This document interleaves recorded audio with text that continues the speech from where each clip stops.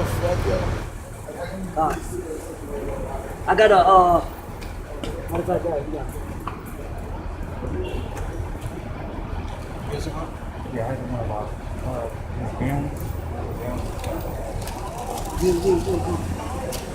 It's Job chapter 14, verse 5. It says, seeing his days are determined, the number of his months are with thee. Thou hast appointed his bounds that he cannot pass. So basically, you know, the so-called Esau, the so-called white man, the Most High basically set up his time period in which he's gonna rule, and then he's gonna be taken out of power. Which, you know, we see that's basically coming right now. And we see the the climax is building up to for him to be taken out of power. Yeah, all these prophecies, huh? Right, because these people think America's going to continue. Oh, this is the way of life. You know, this is what it is. You know, I mean, hey, I'm making money here. What's you know, we haven't. That's why America's referred to as the virgin daughter, because America's never really been touched before. America's never had like a big nuke hit them, so to speak. Alright? So that's why everyone's like, oh, well, you know, World War III is not going to happen. And if it is, you know, America's going to win. And, you know, the land of the brave shall conquer. No. Just like when they puff. Matter of fact, give me that in Matthew chapter 24, verse 37. Baba Kashan. Look at this. These are all follies, man. You lazy to walk. This is Matthew chapter 24, verse 7. Good.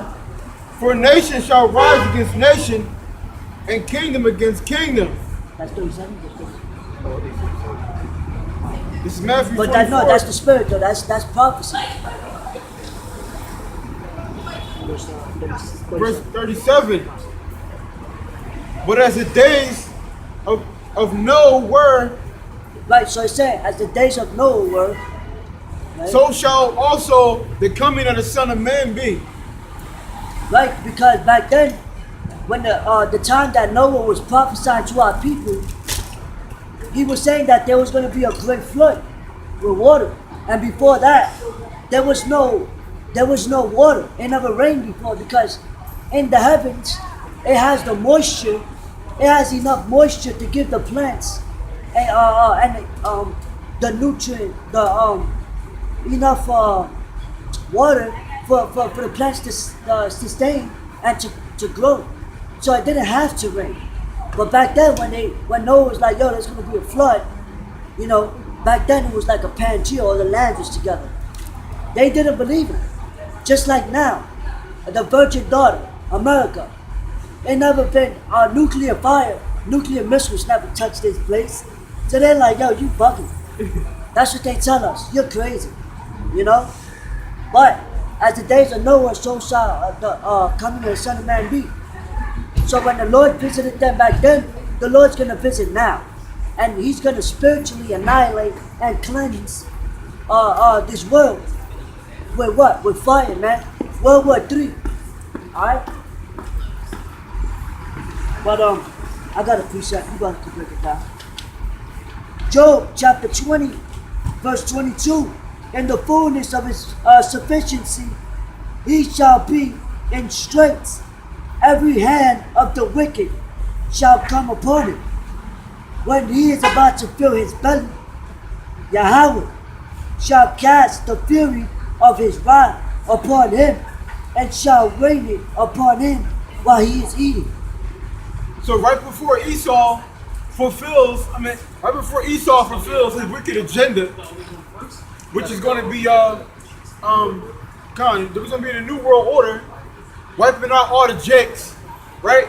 Right before he get done, right before he gets to fulfill the wicked agenda that he has, Yahawah is going to send his son back, Yahawashi, who you ignorantly call Jesus Christ, to put an end to this whole wicked kingdom and all these other wicked nations. And that goes to what you read, right? Did you read it with the bounds? God. So that just basically, that was the perfect precept with the bounds that he cannot cross. Because our people been in captivity for like what, 500 years now? You know, this last captivity. What's that? That scripture where it says spiritually Sodom and Gomorrah. No, spiritually Egypt. Because basically, this is the reincarnation of Egypt, of Babylon, Sodom and Gomorrah. You know, and if you read the accounts of how the Lord judged those lands, the Lord is going to judge America the same way. You know? It's Revelation chapter 11, verse 8. And their dead body shall lie in the street of the great city, which is spiritually is called Sodom and Egypt. Which is spiritually called Sodom and Egypt. You know? And listen, we wasn't at that time when John the Baptist, when he saw the vision in no pictures. No man. pictures, he said. When you could take the pictures of the sign of your destruction, you could get that out.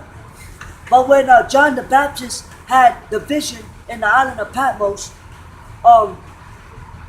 he had the vision of Egypt and Sodom.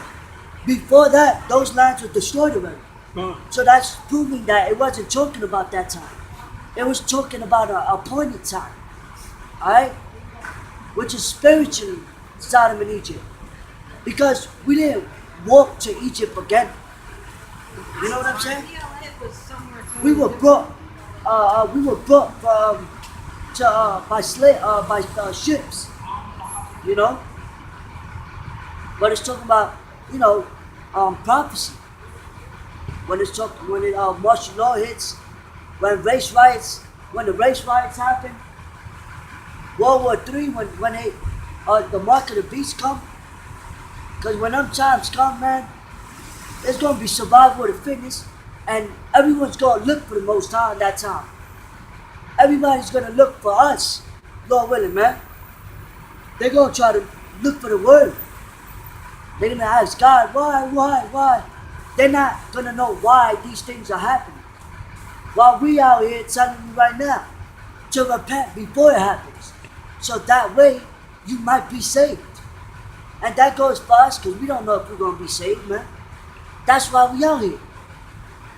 If brothers knew they were gonna be saved, now you have a lot of brothers not even go out. You know?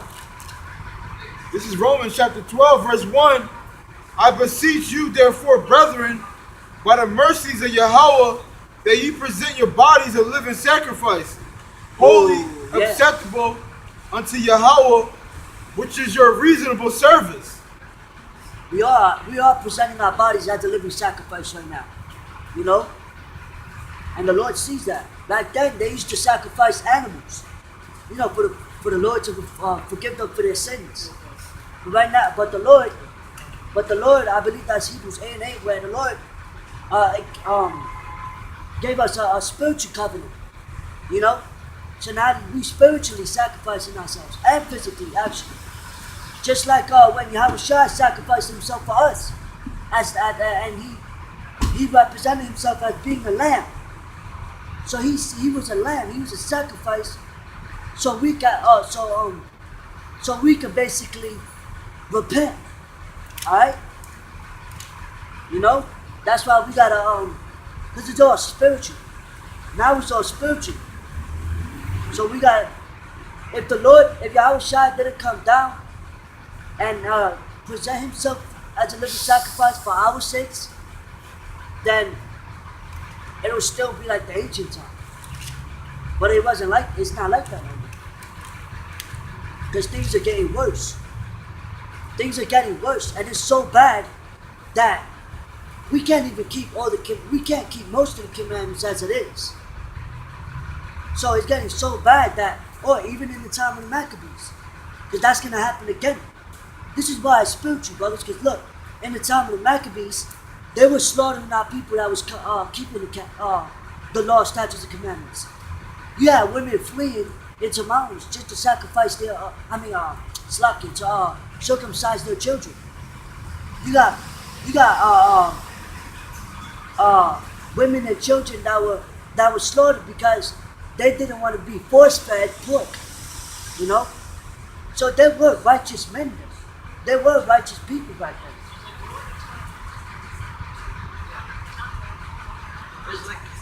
Is there something